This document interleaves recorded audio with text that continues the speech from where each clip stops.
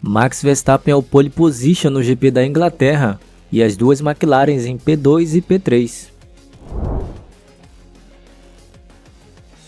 Olá pessoal, sejam muito bem-vindos ao canal Mais da F1. Já virou um costume dizer isso, mas Max Verstappen é o grande pole position nesse fim de semana, em uma sessão com um nível de dificuldade altíssimo, dadas as condições de pista molhada. Mas eu quero dar um destaque para a McLaren, no caso, as duas McLarens, que vão largar da segunda e terceira posição, no que parece de fato a grande virada da equipe, assim como o chefe André Stella já comentava antes do GP da Áustria. O detalhe é que os pilotos vinham melhorando os tempos de volta no final do Q3, e Lando Norris conseguiu fazer a melhor volta e estava com a pole provisória. Eu confesso que eu me ajeitei aqui na cadeira e arregalei os olhos, no que parecia ser um feito impressionante.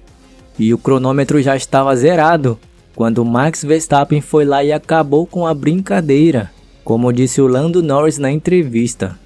De qualquer maneira, ótimo resultado para a McLaren, que vira uma grande oportunidade de fazer bons pontos. E quem sabe, talvez brigar com a Ferrari pelo pódio.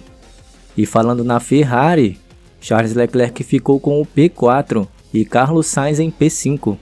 E aí eu conto para vocês, parece que o clima entre os pilotos começou a ficar estranho por lá. No final do Q1, tivemos lá a bandeira vermelha por conta do carro do Magnussen, que parou na pista. E os carros se alinharam no pit lane para retornar à pista faltando 3 minutos e 11 segundos para o final do Q1. E aqui nessa imagem, dá para ver que o carro do Carlos Sainz estava alinhado à frente do carro do Leclerc. Mas a equipe pediu para o Carlos trocar de posição com o Leclerc. No rádio, o piloto espanhol questionou a decisão e disse que achava que era injusto, já que naquele momento o Leclerc era P3 e ele era P4, então ele precisava sair na frente. Mas a grande verdade é que os dois pilotos estavam em risco.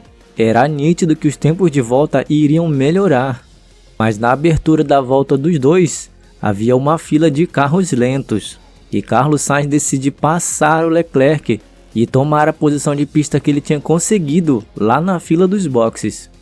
O Leclerc entrou no rádio e disse o seguinte: "Muito bem, Carlos, bela ultrapassagem na última curva." Claro que ele estava sendo irônico nesse rádio, ou seja, o Leclerc não gostou nada dessa manobra do seu companheiro.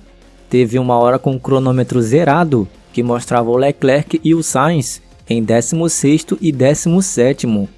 Então os dois precisavam melhorar seus tempos.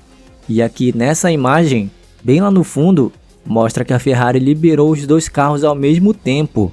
E como o Carlos Sainz tinha a preferência da tomada na saída da garagem, ele acabou ficando na frente.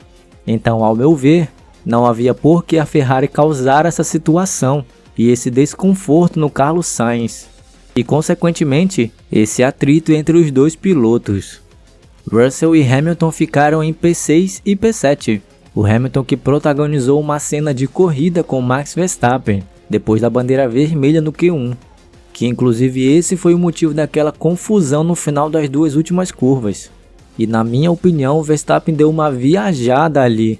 Porque como a gente bem sabe, não é uma regra, mas existe um acordo entre os pilotos de não se ultrapassarem durante as aberturas de voltas. E na minha opinião, o Verstappen foi um tanto quanto sem consideração com os outros pilotos, pelo simples motivo de que quando a equipe liberou ele bateu sozinho dentro do pit lane e sofreu danos na sua asa dianteira, o que gerou um certo tempo para a equipe fazer a troca e reparar tudo. Ou seja, ele mesmo foi o culpado de estar no final da fila e resolveu sair ultrapassando todo mundo, furando a fila na abertura de volta. Mas voltando ao grid de largada, Alexander Albon ficou em P8 e Alonso e Gasly completam os 10 primeiros para a corrida de amanhã. A segunda parte do grid é formada por Hülkenberg, Stroll, Ocon, Sargent, Pérez, Tsunoda, Zhou, De Vries, Magnussen e o Bottas, que foi desclassificado da sessão, pois não foi possível tirar 1 litro de combustível do carro dele após a sessão, conforme o regulamento.